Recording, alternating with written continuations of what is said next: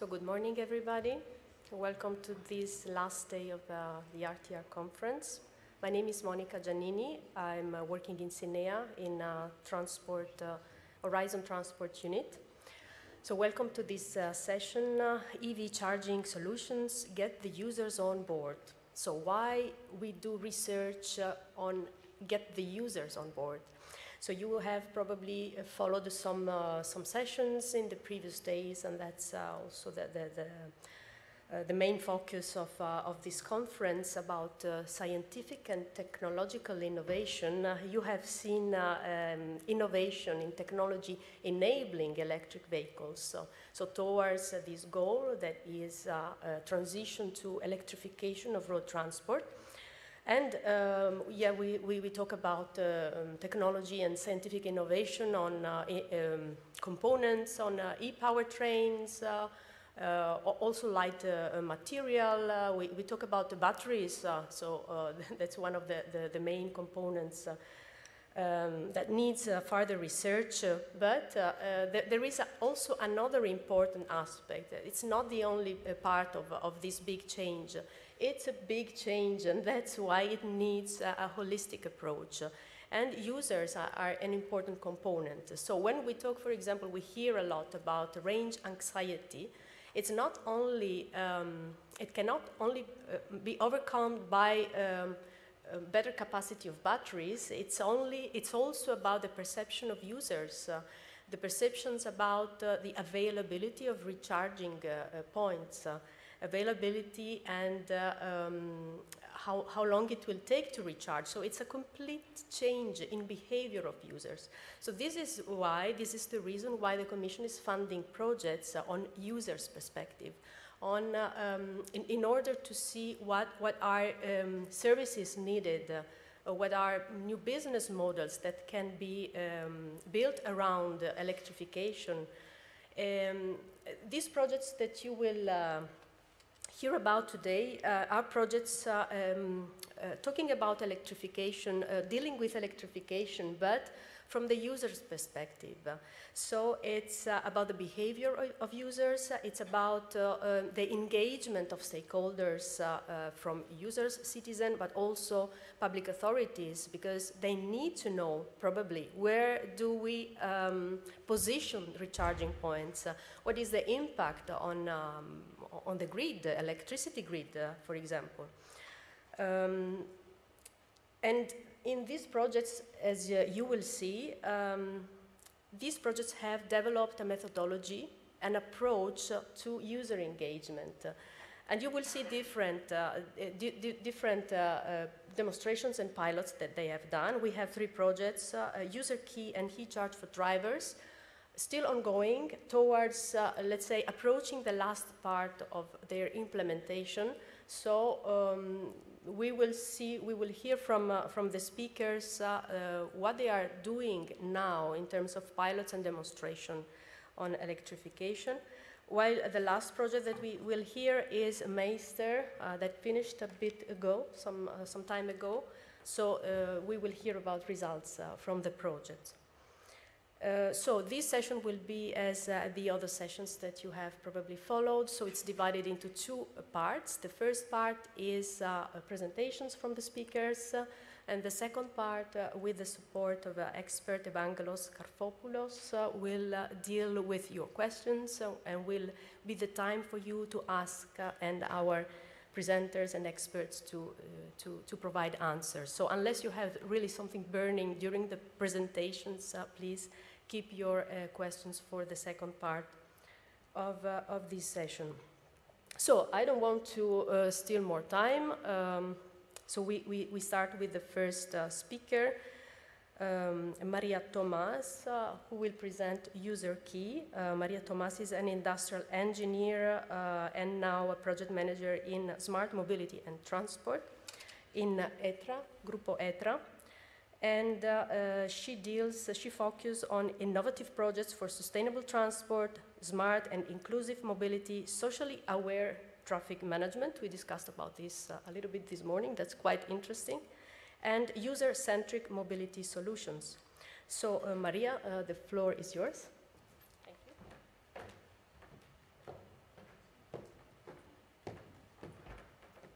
Thank you, Monica. Good morning, everybody. My name is Maria Tomás. I work as a project manager in ETRA. For those who don't know us, we are a company based in Spain. We are technology providers for infrastructure in cities, mainly in the fields of mobility and energy. In this project, we are the project coordinators, and as well, we are the developers and the product owners of two of the solutions that are being deployed in the project. To give you a little bit of context, UserT, as Monica said before, is in the demonstration phase, is implementing the solutions in the demo sites. It's an Horizon 2020 funded project with 24 partners from 6 countries. We have 5 demo sites in Barcelona, Berlin, Budapest, Rome, and Turku, and we have 2 follower sites in Murcia and Florence. The objective of UserT is providing a set of solutions for the charging infrastructure, for the different elements of processes through the charging of an electric vehicle. And the most important part is that we are focusing on the user perspective, or following a user-centric design, which implies the understanding of the needs, of the barriers that the user have at this moment at the time of charging an electric vehicle. So,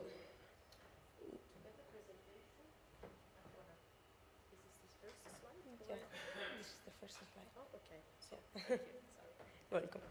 Yeah, before entering into the project, the context is very different from the time on where we started the project.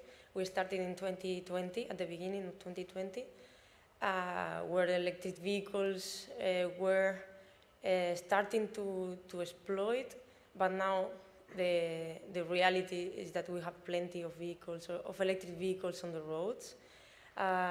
In 2021, over 16.5 million of electric vehicles were on road. And Europe is not behind of this race, is leading this competition or position on electric vehicles. In 2021, we reached the world highest electric car penetration rates, with 5.5 million of electric vehicles in the European roads.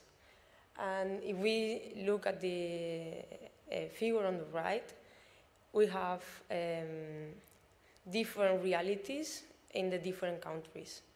For me, the most important part is that there are different needs at this moment, or there is no one solution that fits all, at least at the same time. Are countries that have very high penetration rates with high number of charging points, but there are other countries that are starting, or maybe the price is still a commercial barrier or an entrance barrier for buying an electric vehicle. But in any case, we think this is not only a quantitative problem, and the qualitative aspects matter, and matter a lot. When we perform the user research, we got very interesting results, but there is one thing that I think is very illustrative, because even in countries with the highest number of chargers per inhabitants, the users consider in general that charging infrastructure is still an unsolved issue.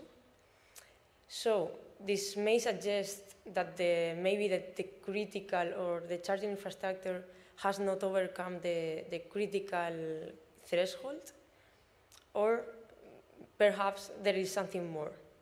And we think, or we are sure that these other things, the qualitative things, are very important. For example, when user says, I would like to have better availability of charging facilities, it's not only about, I would like to have more charging points installed, but the thing is that if I am the user and I have a mobile application and I only see the 20% of charging points in my city, I think that there are not enough charging points.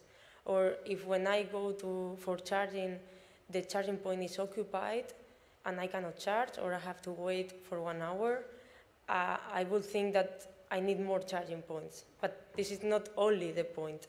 There are other things that can be solved through the technology and more real-time information, more diversified charging modes, intelligent charging that can help to make the investment as efficient as possible. And this is what we do in USRG. We are trying to unlock, or we used to say to unlock the massive potential of electromobility. Now I would say to boost the massive potential of electromobility beyond the early adopters. I think it's more the position that we are today. And we have 6 main objectives. The design optimization of charging networks with a user-centric approach, the development of an interoperability framework and platform, the scalable infrastructure rollout by means of smart grid integration, the development of innovative and highly convenient charging systems, the demonstrations of novel business and market models, and last but not least, provide legal and regulatory recommendations for the massive EV deployment. Here you can see the map with the USRG products mapped into each one of the demo sites. We have 5 technological solutions plus 3 non-technological solutions.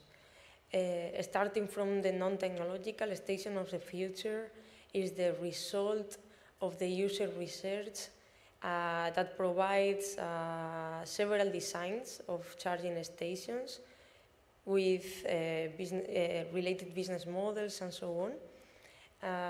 And this is already available through, in the USRG website, so you can check the information there.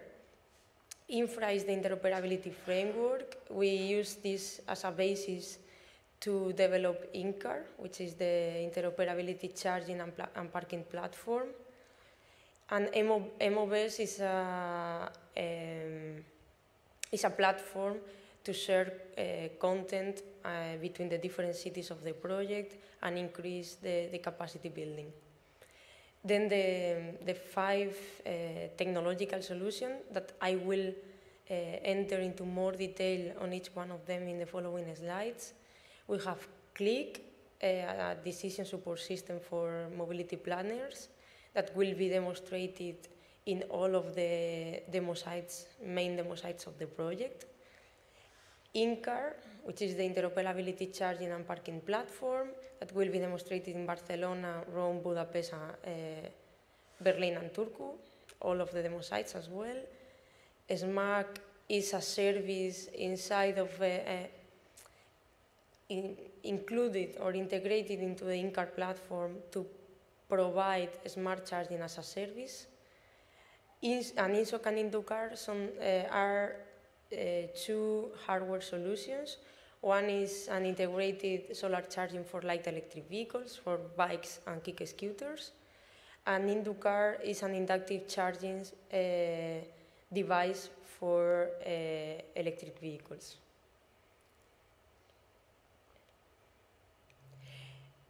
Going into the different solutions, the first one is CLIC, the Charging Location and Holistic Planning Kit. Is the decision support system that we have created for mobility planners. It's a web tool that has different steps to describe the city, set the goals, complete it with the available data from the city, And then with this information, the tool offers recommendations about the number of charging points, the technology in the different areas of the city. This tool is already developed, but continuously improving. So now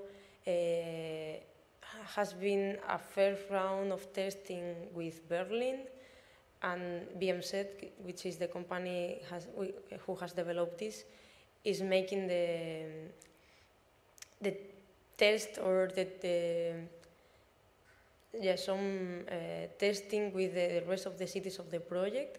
But they have also provided a link on which everybody can enter and try the tool.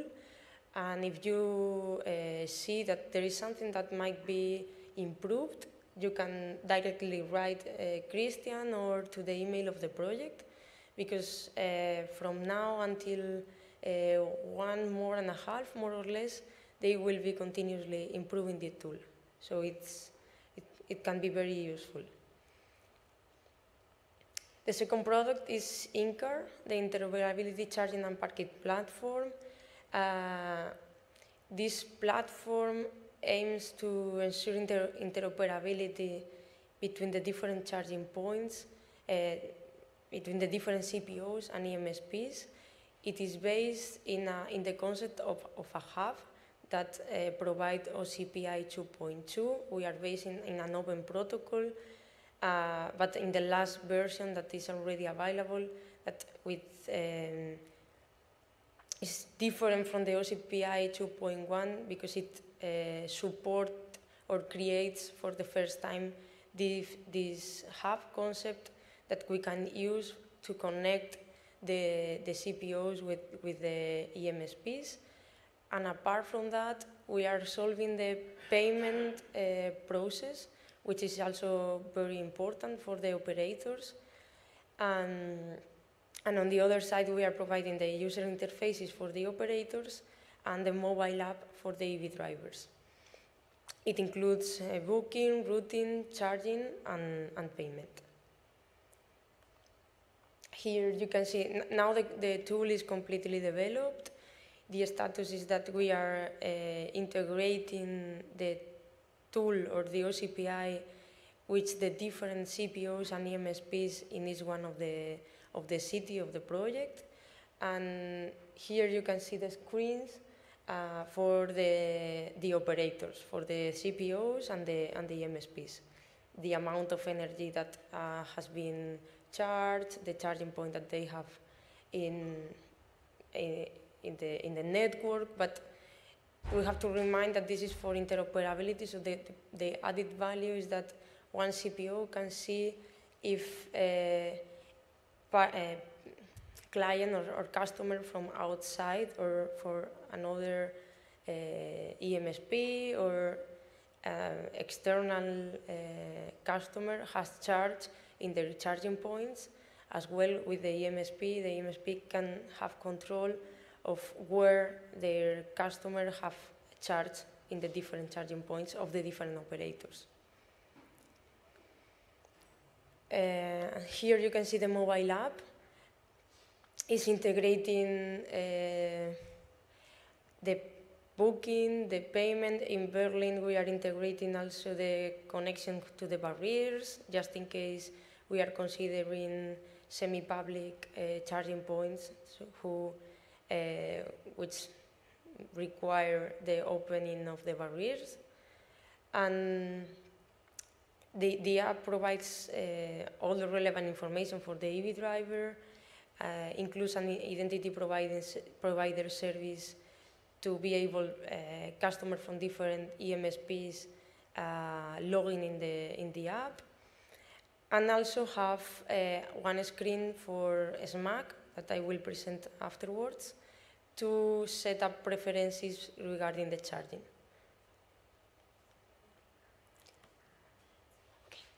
Okay, I will be more quickly. SMAC is the Smart Charging as a Service tool. As I said before, it's a service integrated in the INCAR platform to provide smart charging in the cloud, let's say. In the service not specifically instantiated in one CPU, but as a service. We are including one screen, as I said before, for the user to set up the preferences, the time for charging, and the amount and the percentage of the charge that they desire at the end of the charging. INSOC is the integrated solar charging station for light electric vehicles. This solution is under developing.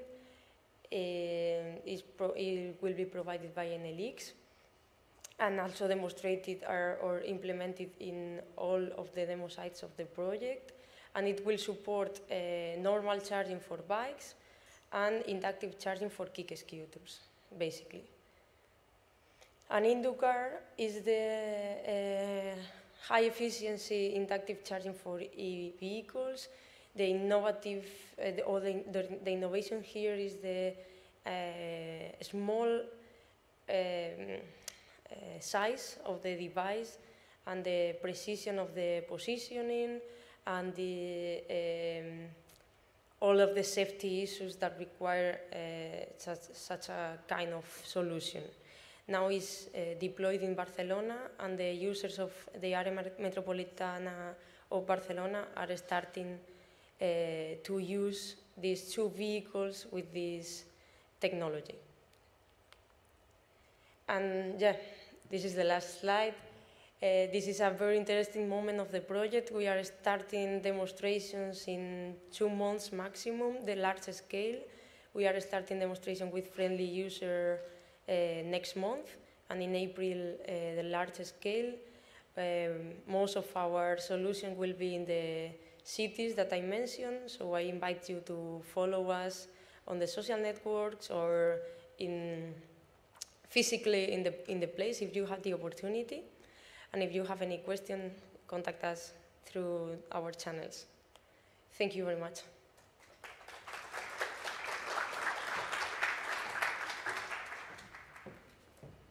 Thank you, Maria, for this presentation. Now we go to the second project, eCharge for Drivers, electric vehicle charging infrastructure for improved user experience.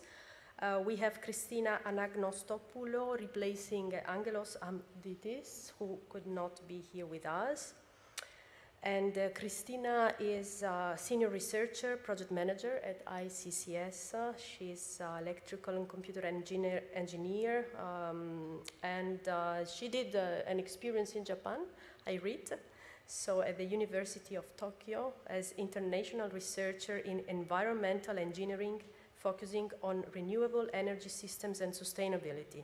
And then you continued also in Japan, so that was quite an interesting experience. And joined ICCS in 2017, focusing on transport and logistics, electrification, e-mobility and services, smart charging system, mobility as a service, automated and connected mobility, and so on. So a lot of expertise. So Christina, please, the floor is yours, and eCharge for Drivers.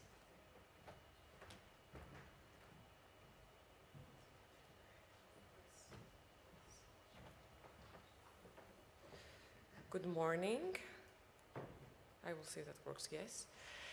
Good morning, people. I hope you're getting energized a little bit. It's a morning session. I know it's the last day, but we're talking about charging and listening to the people.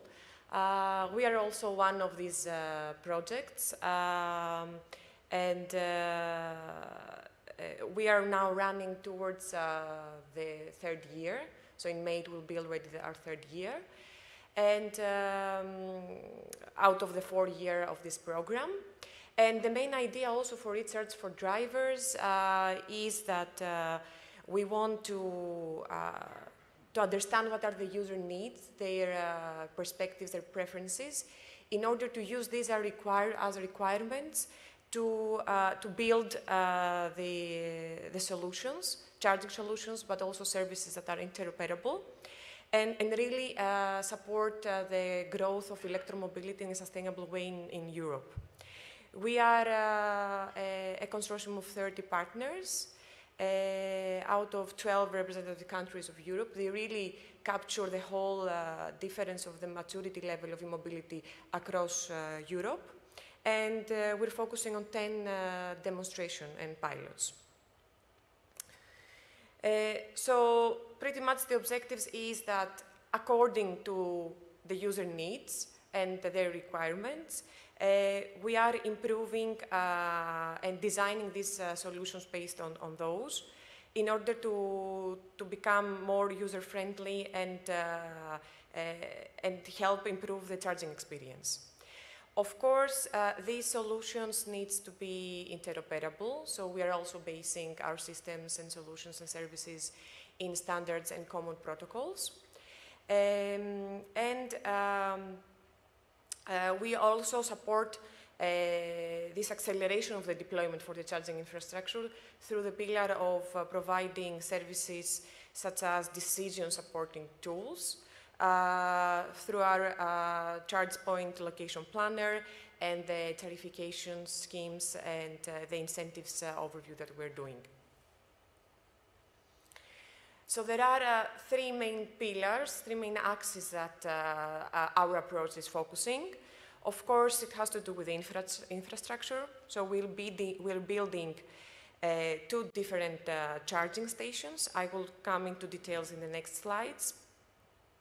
And we're also focusing on the battery swapping systems and concepts for enabling battery as a service. The other pillar, of course, we need to provide also services for the users and also for the people involved in the stakeholders of the mobility. And this has to do with enabling concepts like plug and charge, booking services, router, and smart charging services. And as well also target the CPOs and the local authorities and provide them with tools that they can use in order to plan. Their location for the chargers and to plan their pricing policies. And depending on their regulations and what problems they're facing and they want to resolve. This would be an overview of our demonstrations. There are several pilot sites that they are addressing several use cases. We're having metropolitan areas, so more for the inner city testing. But also in longer trips in Austria, Greece, Turkey, and Italy, and along the TEN-T corridors. Of course, we had to listen to the users. This was the first thing that we put our work into. We did an a priori user survey. This was about 3,000 eligible responses that we received. And here we wanted really to see several aspects to ask the users that were not only users that they had the experience of an EV, of electric vehicle, but also light electric vehicle users or even non-users, that they would be potentially using electric vehicles in the futures. So the main reasons for choosing an electric vehicle, it had to do with being environmental friendly, and the energy efficiency and having lower operating and maintenance costs. The charging frequency, it had to do with anticipating the next trip, when you were having a low threshold on your state of charge, and also when there was the possibility to charge. Mostly of the respondents, they were having the option of the home parking, home charging. That would be approximately for a duration of 12 hours. But in general, the duration of the charging stations would be from 45 minutes to 3 hours for the slow charging, and from 30 minutes to 1 hour for the fast charging. We've also questioned the charging operators, and we've seen that in terms of occupancy of the station, there was a variation. Mostly it was about 9% that the stations were being used, but there were some options, some cases that they were reaching the 32%. So this is still a low rate of occupancy for someone that is looking to invest in this type of infrastructure. Of course, the users were preferring fast charging and smart charging support, and they were willing to pay more for this. And this is logical because this is something that they can really compare with the refueling process of a conventional vehicle. Other thing we find out was that 70 or maybe 80% of the respondents were male. So it is really something that we should consider and to target more a gender balance in our service also, but also in this type of projects. I will get you through the several solutions that we have developed. Most of these are already the technological solutions, the chargers and the services, they are already fully developed. Some of those are already in the pilot phase since summer. And still, this is the time where we are entering the main phase of our demonstration and pilot. So some last verification work is still remaining. So here you will see two charging stations. The first one is a DC fast charger. This is a modular solution, so it can be easily modified, and it comes in a container. So this also means it is very easy to be transferred and placed within the urban context with no serious civil works. And it supports plug and charge, and it has enhanced user interfaces to display all relevant information, and it also offers capabilities for reservation of the charge point. The second one is it's a multi-station, let's say. This is separating a little bit the power electronics from the charging interfaces, so it gives a little bit of flexibility. It has multiple inputs for energy supply, so it can get its energy either from the grid or choose local resources. Either this would be renewable or storage. And be able to charge different type of vehicles and in different type of sessions. It also supports plug and charge, and this is also upgraded in order to support vehicle-to-grid capability. And the last one are the two solutions that are battery swapping concepts. The first one is made from SWABI in Berlin, and this is containing 6 different battery technologies in its department. This is also having an application and a user interface in order to be able to book, to see the availability of the batteries, also some type of monitoring services. And the second one is another solution that is more B2C, and it is a full end-to-end solution with the Scuton in Barcelona. And this is really making the battery swapping in less than 1 minute. And it is a solution that you can also take with you and charge in your home. And they're providing also their own light electric vehicles. Now moving to the services. The first one is the booking service. This works for short-term and long-term reservation. It can provide real-time information and as well as prediction of availability of a charging point, and also it involves rewards and penalties. The routing, the planner, it can provide 3 different profiles for routes, and based upon the status of charge, your electric vehicle, your preferences, your destination. And choosing your profile, it can be easily integrated into the navigator system. And this also provides real-time notifications if some charging station becomes unavailable, and then you need to make a replanning of your routing. There is also a set of smart charging solutions, and these address being able to use your local energy supply or storage from batteries, or use energy, choose to charge from green, using energy from renewable energy sources that are on site. Also be able to shift the energy according to the energy prices. So if you want to choose to charge your vehicle in a time where the energy prices are less, then this is also possible. Or also shift depending on specific power constraints that you want to implement. And there is also a predictive diagnostic service that works with the profile of the battery for that can be trained and used in every charging station in order to prevent battery aging.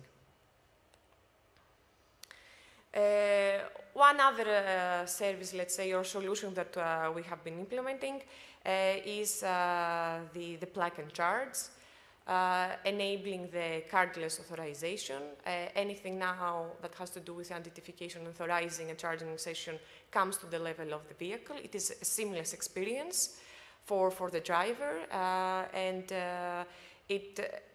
all the information that are exchanged, this is happening in a very secured way. Added information are also provided.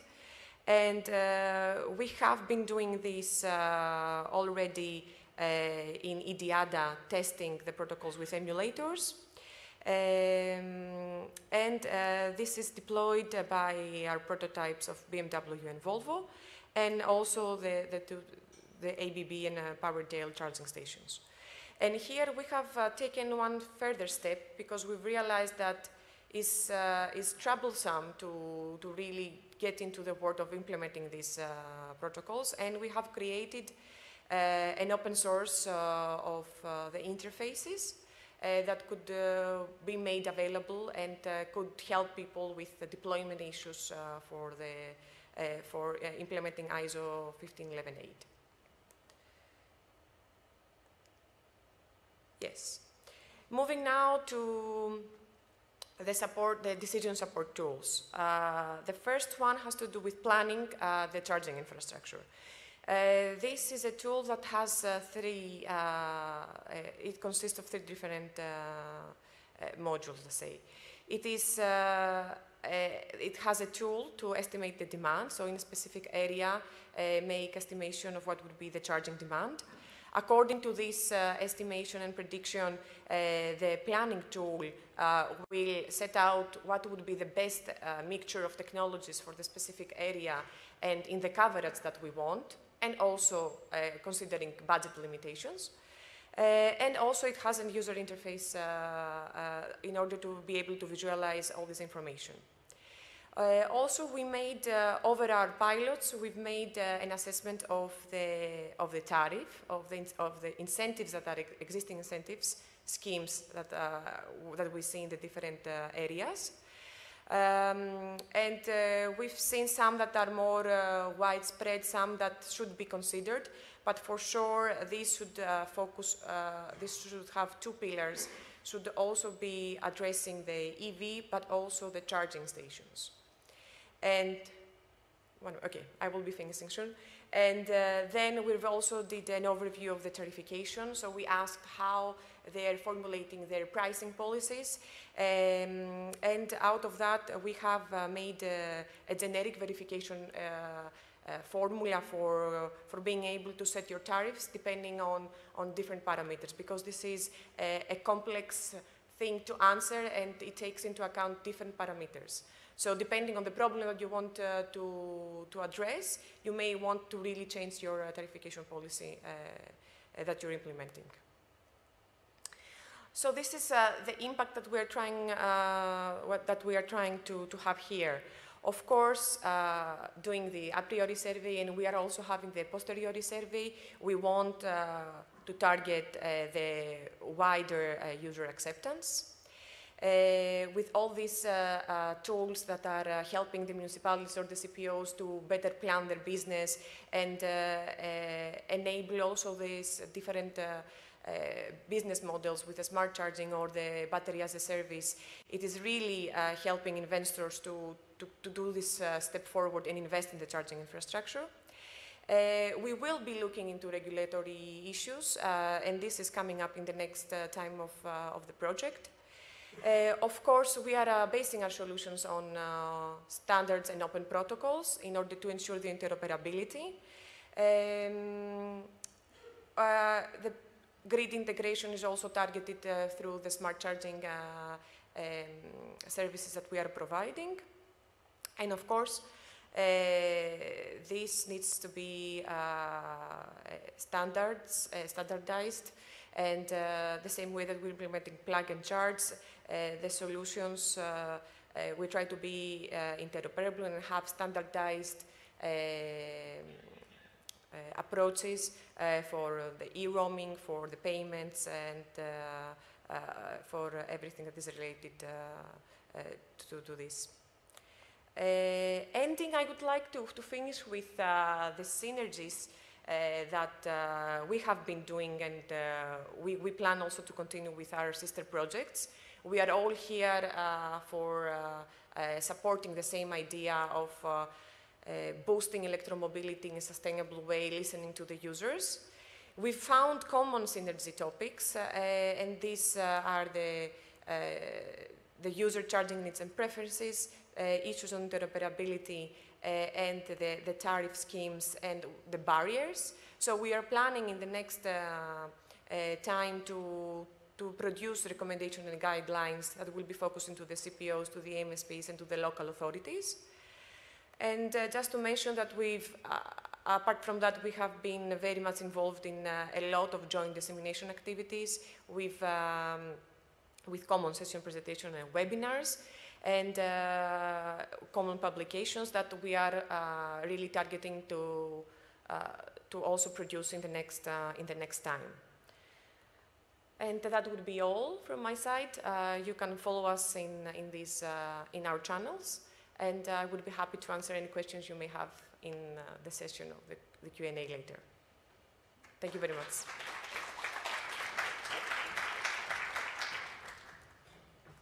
Christina, for your presentation.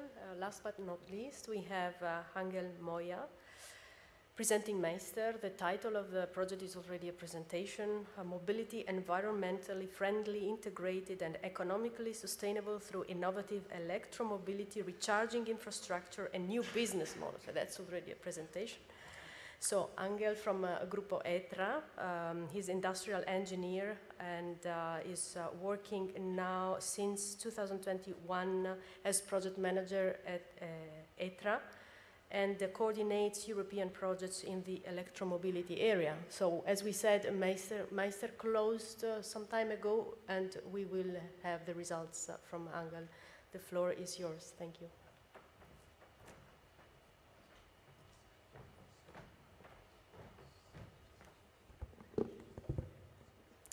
Good morning, everyone. As Monica said, MEISTER is already...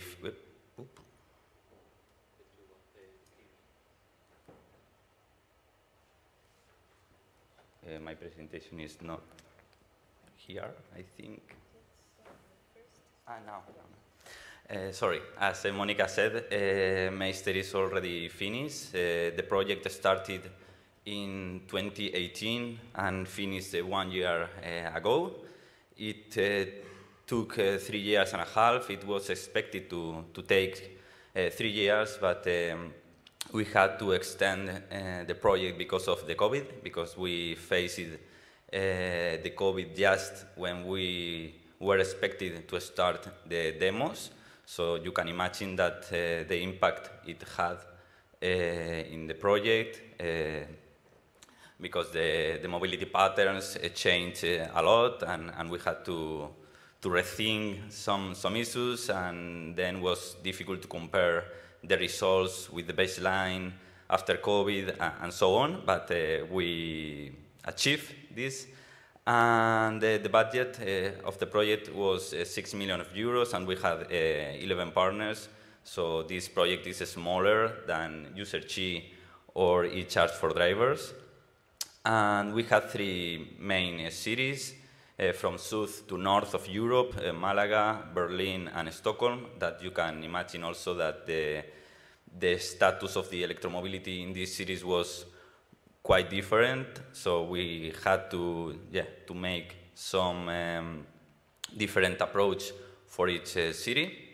And the main aim of the project was to test innovative business models in order to reduce the cost for charging infrastructure deployment and facilitate the large scale deployment of electric vehicles in Europe. At the end, the objective of this project is more or less the same objectives that UserChi or eCharge for drivers, but the difference here was that we focus on the business models. But of course, we develop products, software products to support these business models. And here you can see the companies that composed the consortium of the project. We had 3 cities, 3 councils, and then 4 technology providers and consultancy, 3 research centers, and 1 housing company from Germany. So, well, at the beginning of the project, we detected the main barriers for the large scale the deployment of electric vehicles, high cost of vehicles, low level of consumer acceptance, and the lack of charging stations. It was in 2018. The picture today is different, but we still have more or less the same barriers, and these barriers fit each other, so it is like a vicious circle, and we try to break this vicious circle with our business models in MEISTER that were focused to make more attractive for operators to install public charging infrastructure in order to make this infrastructure more cost effective, and also for potential users to use this infrastructure, making the charging process easier, convenient, and barrier-free. And for that, we set up at the beginning these targets, ambitious targets. We said to reduce by 20% the installation cost of charging infrastructure and by 40% the operational cost, increasing 15% the use of the infrastructure, and to reduce by 20% the charging price for users, and also to decrease the CO2 emissions. And we try to achieve this, including the electromobility in the urban mobility plans, sustainable plans, also promoting sharing modes, not only changing the technology, but also promoting to reduce the use of the private cars, promoting also the interoperability, and also developing and deploying smart grid services like smart charging, and so on. And here you can see at a glance the 6 business models we test in the different demo sites. I will explain one by one in the following slides.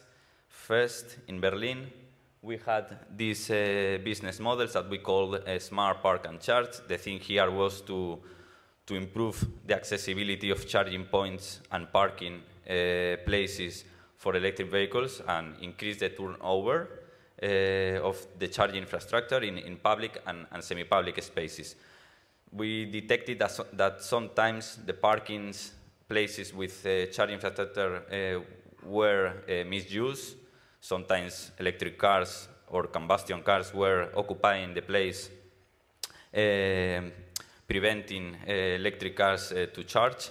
So we installed some digitally controllable barriers that were connected with our MEISTER app, and when it's simple. When you first book the charging point, and then when you arrive to the place, you select the the point, you start the process, and the barriers goes down. And then in Berlin also, we implement iCar sharing system as a housing services in 2 new neighborhoods by Hebobach in Falkenberg and Mariendorf. And the thing here was to provide these new neighborhoods with this service, with an iCar sharing service that normally these business models only is in the city centers or the places like that, and we try to get these business models to the outskirts. And the result was very good. We had 2 cars in one neighborhood and 2 cars in another one. And we had more than 200 registered users, taking into account that we had between the 2 neighborhoods 1,000 tenants. So it's a good number for this number of tenants. And we had almost 25,000 kilometers used by this car sharing system. In addition, in the neighborhood we also installed a mobility display where the citizens could check not only the status of these cars, but also in real time the public transport stops and times, and also the bike system, and so on, in order to help them to choose the best environmental and economic option to move.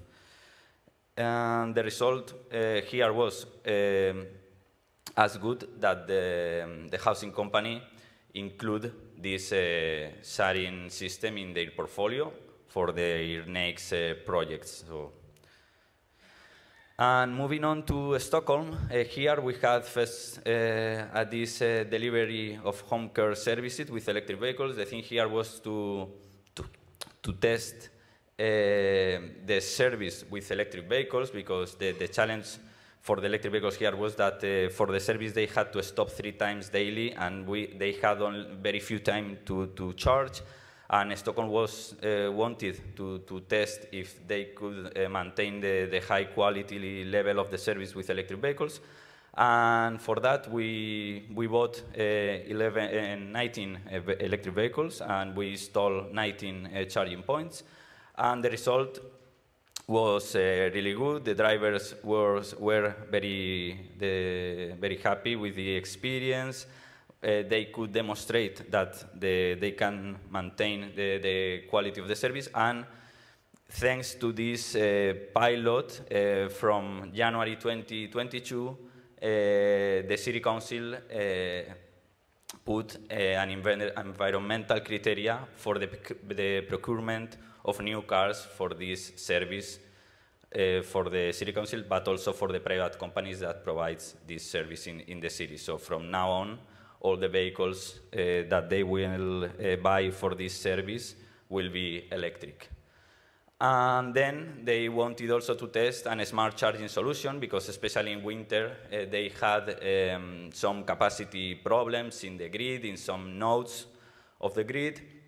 And we developed this smart charging and storage platform that connected the DSO, the distribution system operator in the city, with the CPO, the charging point operator. That the thing was the objective was to stabilize the grid by managing the load between the points. And the DSO sent the request, and the platform, through some optimization algorithms, decide which points has to reduce the load.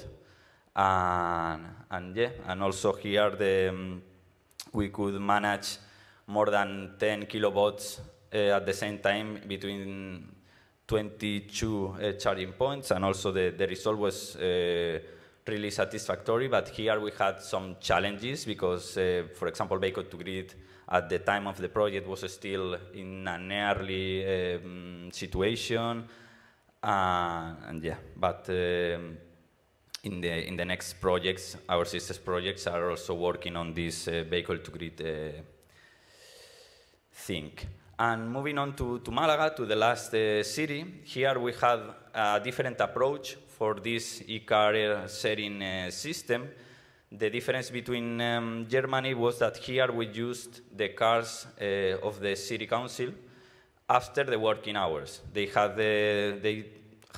4 vehicles that were at disposal of the workers after the working hours. So you can, through the app, choose the car and take the car of the city council for your own purposes. We had more than 76 users. All the users were workers from the city council. We had more than 400 trips, and we reduced the CO2 emissions, but also the use of the private cars between the workers. And also we helped to raise awareness on electromobility between some people that normally they don't know this technology. And also here you can see the results from a survey that we conducted between the users after the project. You can see that 90% response that they will consider selling their second car or stop buying a new car if the service is ongoing, is continued offered by the city council, and another answers that I think is very interesting because it's not only about technology, it's a behavioral change in their minds after the demo. So the result was very good, and the high potential of replicability of this business model is very huge. You can imagine if every city council or even private companies put at disposal of the workers their electric vehicles. And to finish, we tested also another smart park and charge approach in Malaga. In Berlin, we installed digitally controllable barriers, and here we installed an intelligent camera system that was also connected with the MEISTER app, and you can see in the app if the parking place is occupied or not, just to prevent make kilometers and waste energy and then arrive to the point and see that the place is occupied by a combustion car or another electric vehicle.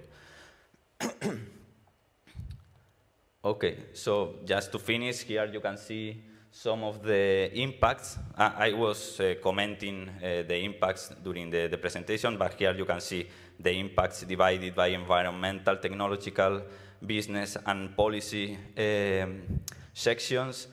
As I said, we got to reduce the number of combustion vehicles and promoting the sharing mobility services, reducing the CO2 emissions, and we got to put for the first time the environmental criteria in the Stockholm city. The technology providers in the project will include the functionalities, the new functionalities that we tested in the project, like the Smart Park and Charge in their mobility apps. Also, Third, that was the company that developed the smart charging and storage platform, is in the way to commercially exploit this solution.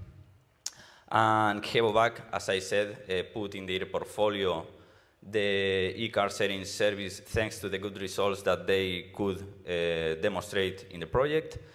And Berlin and Malaga are also introducing new regulations for the parking and electromobility issues. And of course, all these impacts are quite related with the Green Deal, Repower EU plan, and also Fit for 55 plan in Europe. And as a legacy, I would like to comment these 4 things.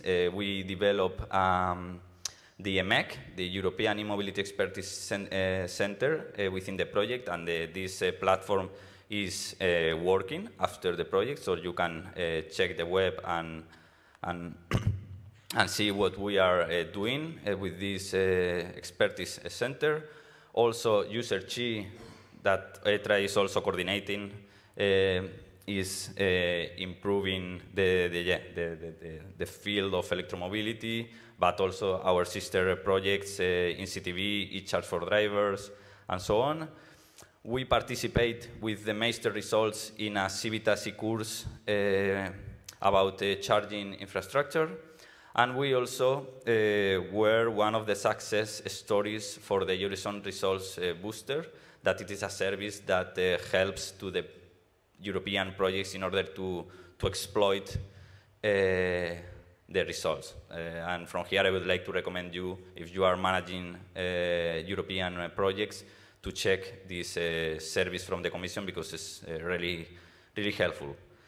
And this is everything from my side. Thank you very much. And if you have any question, I will very happy to answer you in the round table. Thank you.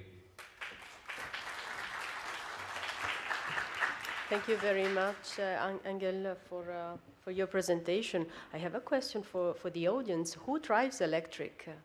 Anybody? Oh, many. Good. So I think that's already interesting as a rate, and I think that we have seen interesting pilots and demonstration, and it's promising. So there is a lot that has been done, a lot still to do.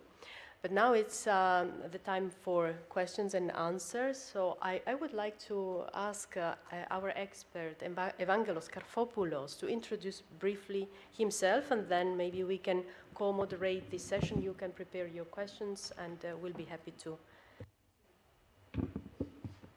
Thank you very much, Monica. Good morning also from my side. I'm Evangelos Karfopoulos. I'm senior researcher in the Research Institute of Computer and Communication Systems in the National Technical University of Athens.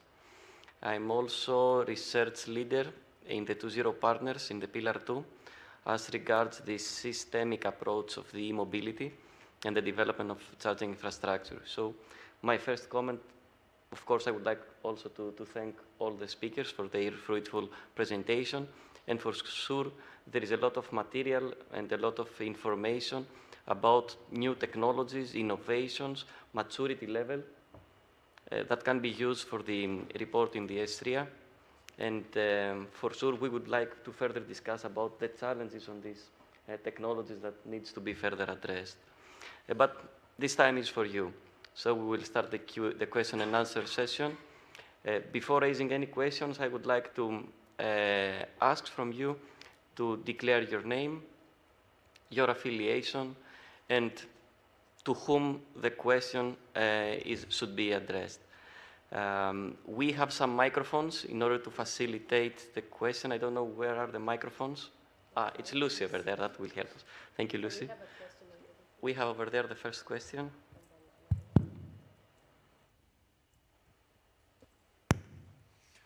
Hello, good morning. My name is Marco Tella from Extremion Human-Centric Digital Technologies. Well, I have a question for the last presentation, because you told the project started 3.5 years ago and is finished. And you mentioned some, let's say, huge barriers, in particular high cost of electric vehicle, low acceptance, and so on and so forth. After 3.5 years, do you think they are still valid, or do you think that the world is changing in this sense?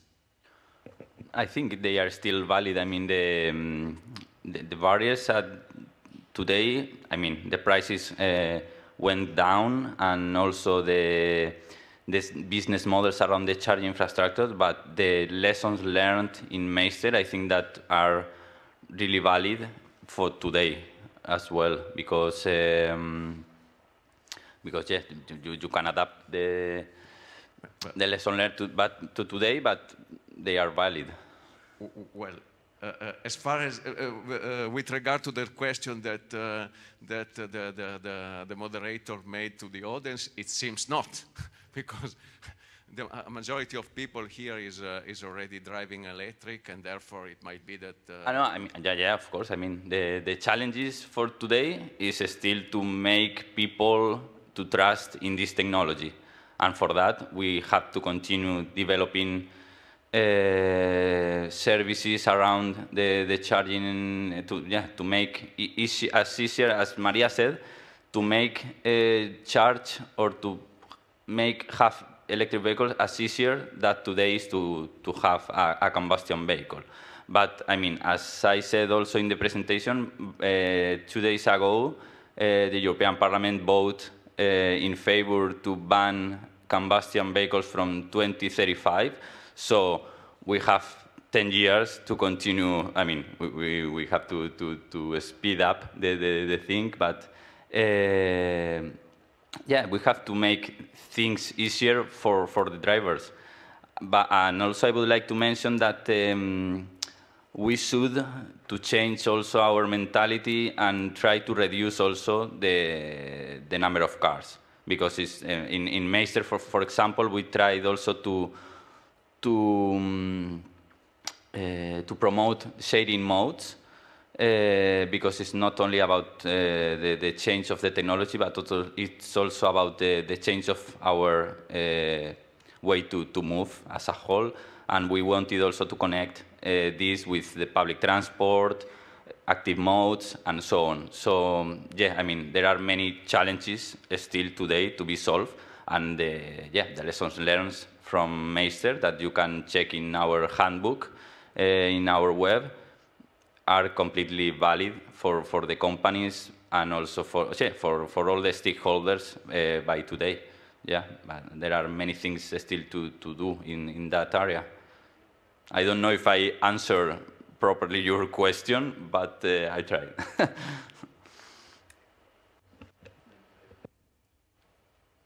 Thank you very much. We have another question.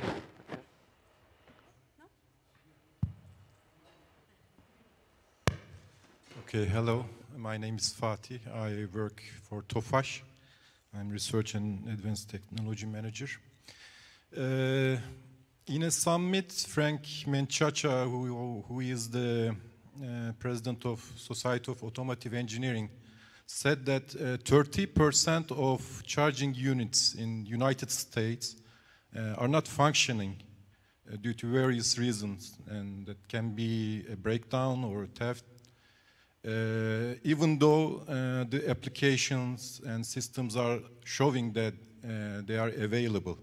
Can you imagine that? So I don't know if you have already mentioned, sorry if I didn't understand, but I wonder if you have such a statistic for Europe, and if did you or would you like to address such a problem? Thank you. I suppose it's a more generic question that should be addressed by anyone. So whoever wishes to reply. I think it's linked to the business model. I mean, if a service is not working, then the users will drop the service, and I mean, it's part of the business model. I don't know if you have touched upon this. No, from my side, I don't have the statistics. But yeah, it's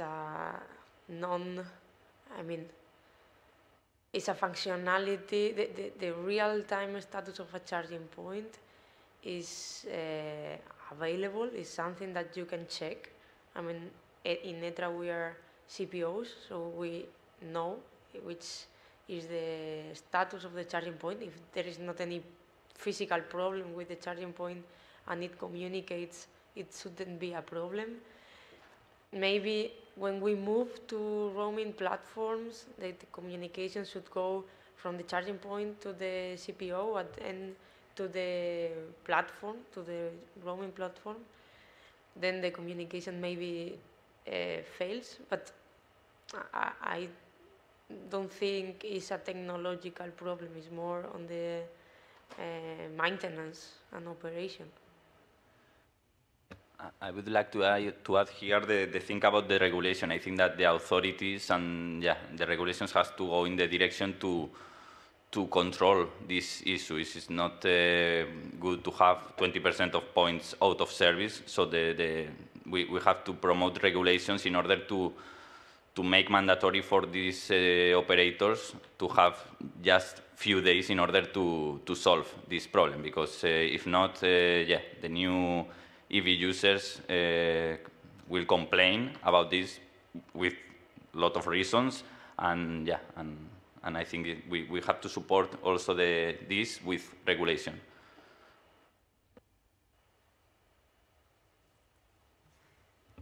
Okay, we have another question, either Mr. Maggiore or...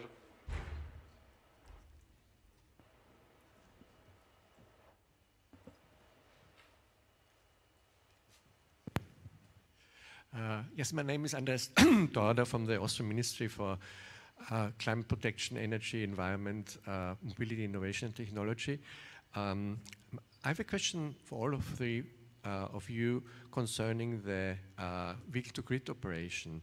I'm deputy head of the Department for Transport Technology, so my main clients for funding is the vehicle industry and not the utilities like my colleagues in the energy department.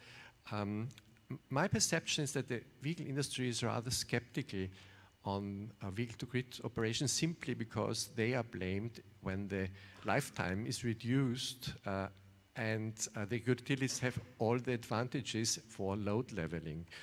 I mean, the argument is always that there might be some financial compensation, but my perception is that the client and the vehicle user just simply wants the vehicle completely charged when he's coming back and not some euros he would gain. So what is your experience with the vehicle industry and utilities on vehicle-to-grid operation? Thank you.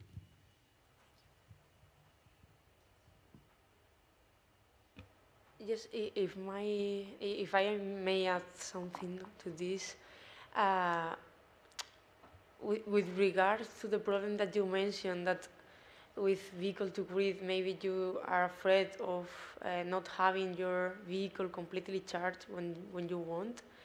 There are, for example, in the SMAC solution that we are developing, there is a screen in the mobile app of the user, not only for vehicle-to-grid, but also for smart charging in general, where you can mention or specify which is the time that you will leave the vehicle. For example, if you go to the cinema and you will spend 3 hours more or less, and which is the minimum percentage of charging that you desire at the time you leave.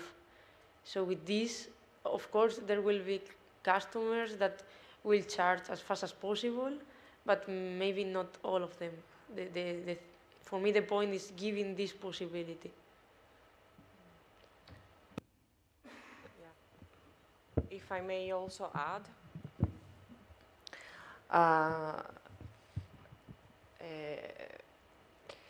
there is, I think, in our cases, we haven't really considered at this stage the battery side or the effect that these type of capabilities will be having on the battery degradation, on the lifetime of the battery. But this is a parameter to consider. But vehicle-to-grid capabilities could offer, could unlock some market possibilities with grid-related services that could be offered from the vehicle back to the grid. But I feel that this is at very specific use cases. So, and also I do not know, the feeling that we're having from the part of the grid operators, it is that at least presently they do not really see a commercial use case coming out of that. So it should be considered for some specific use cases, but that could be now feasible to give some type of solution for that. But it's still, I think, they don't really want to depend on these flexible loads for being able to make, in terms of from the perspective of the grid operator, to be able to stabilize their system or use it here and there for different type of reasons.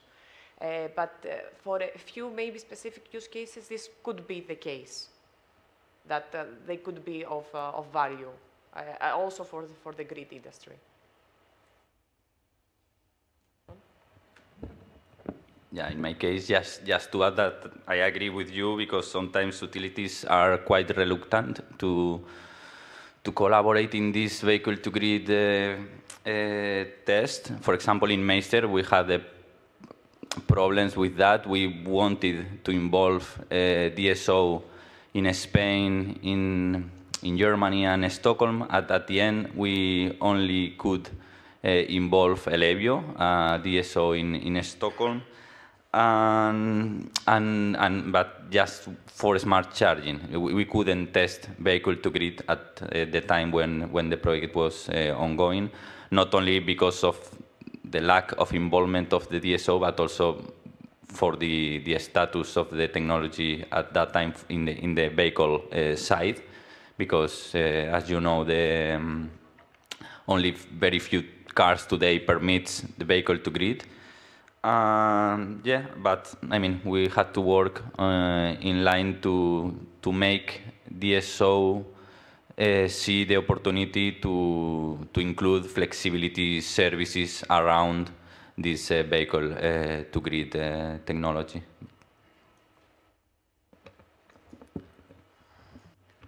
Thank you.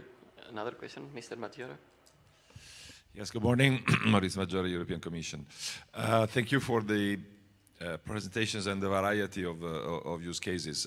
I would hook on a couple of references that I remember. I think it was user Chi mentioning them. One is this booklet with guidelines.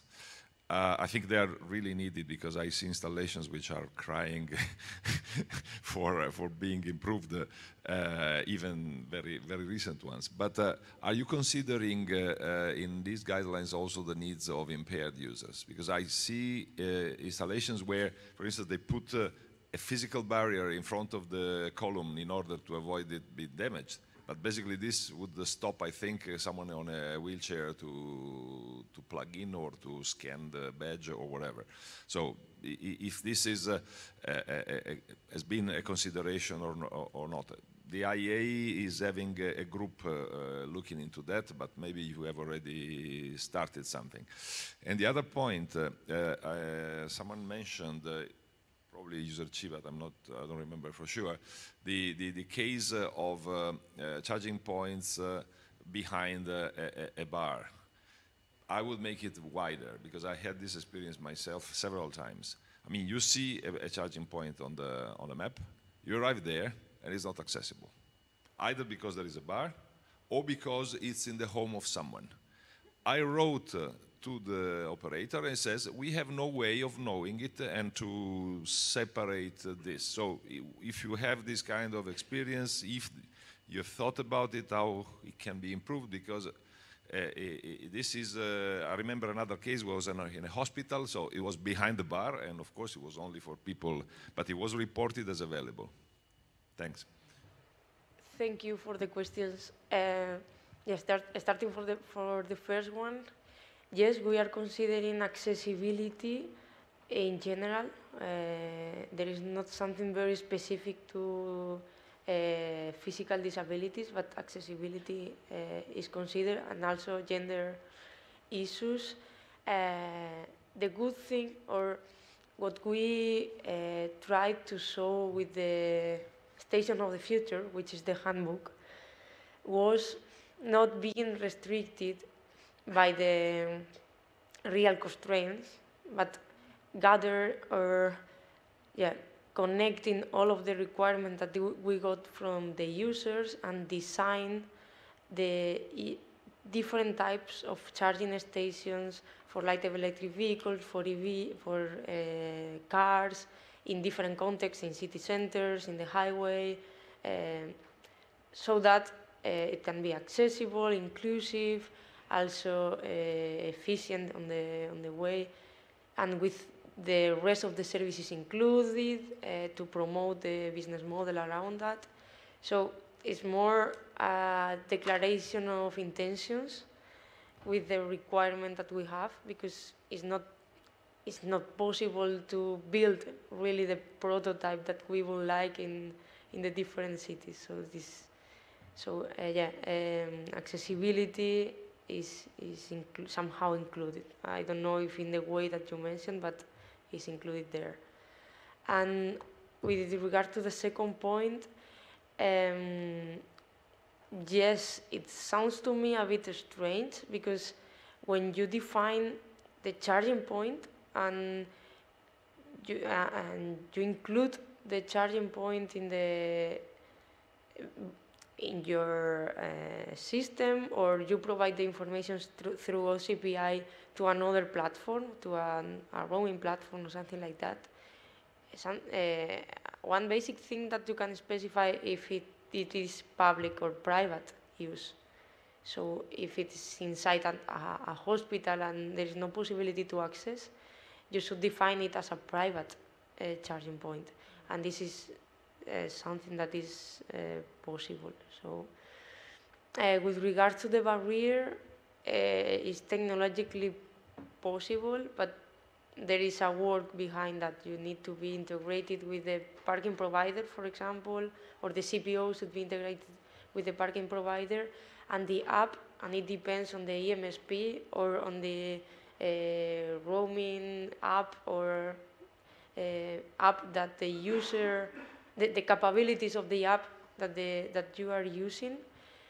It should, or from our perspective, it should show if there is a barrier, if the accessibility is possible, or do you need a card, or do you need something else to charge. But yes, there are things that happens, and we receive this feedback from the users as well.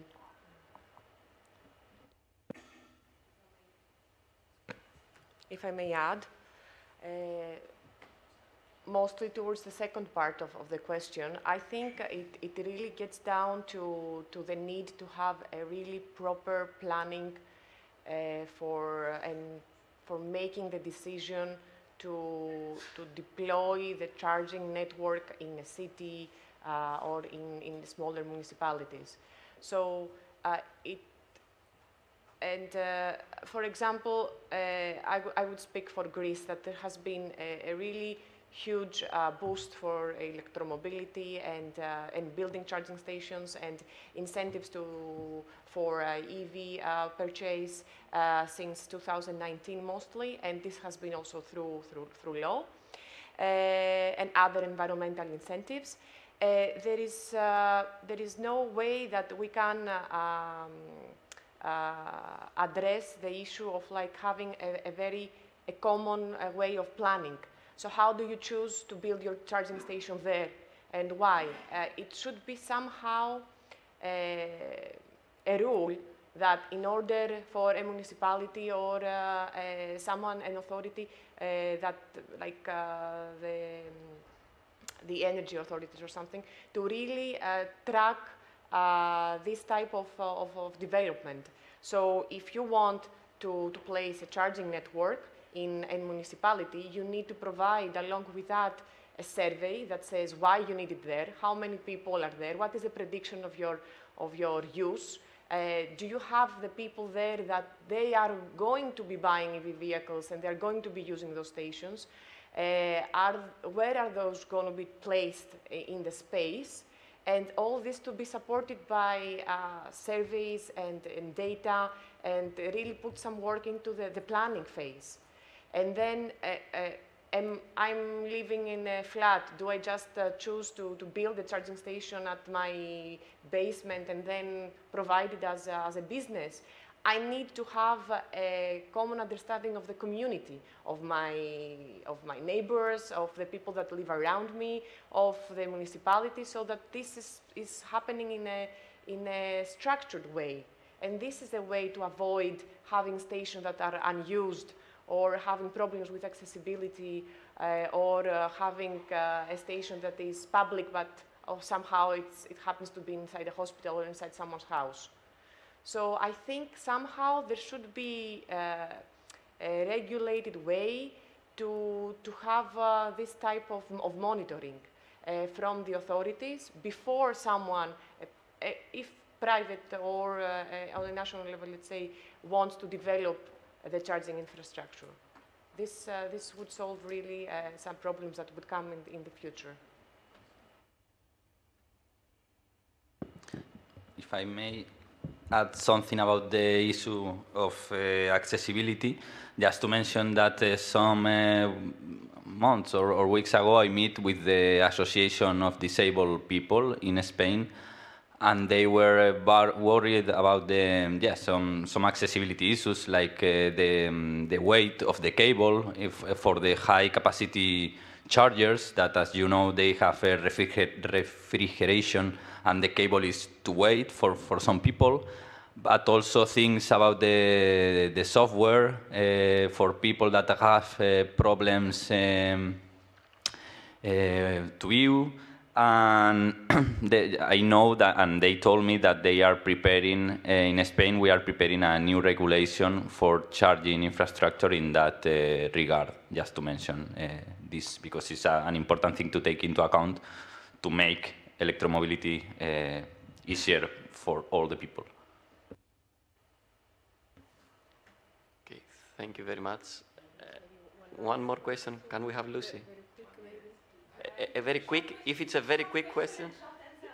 Okay, very quick. The last question, and for sure we can have a more live discussion outside during the coffee break. In front of here.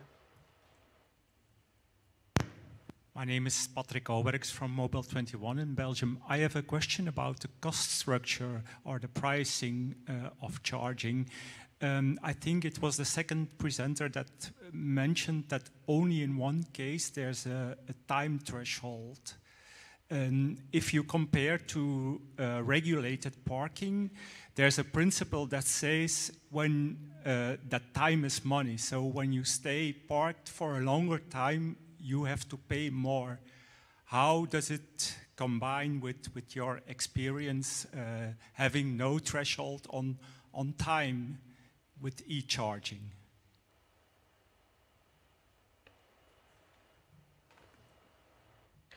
So in the survey that we did upon the tariffication schemes and how the pricing policy is developed, it's really, the pricing comes as a combination of different parameters, and one of those, it is time.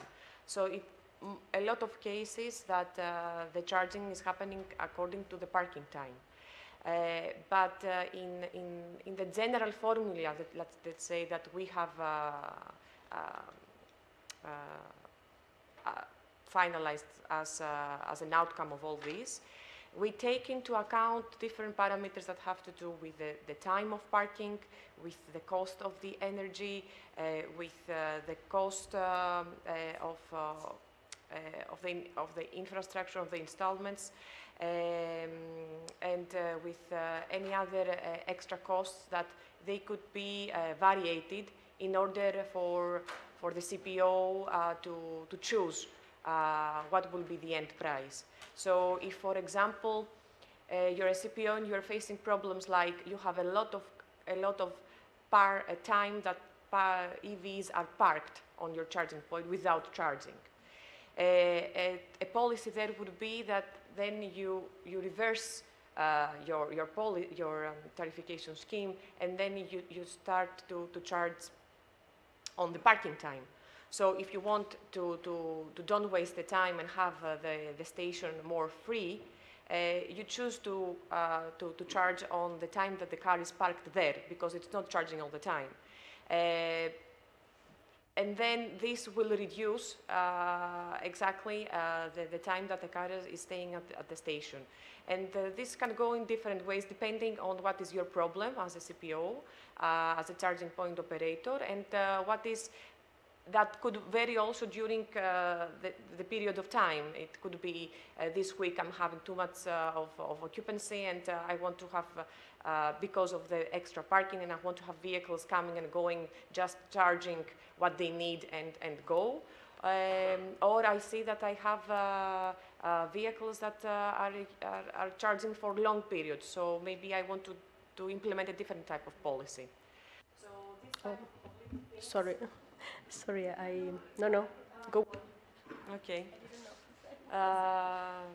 Yeah, so it really gets into playing with this type of parameters and the parking time and the cost of energy and anything that went into the charging station, let's say, financial status, in order to tackle specific problems and try to resolve things that might come up.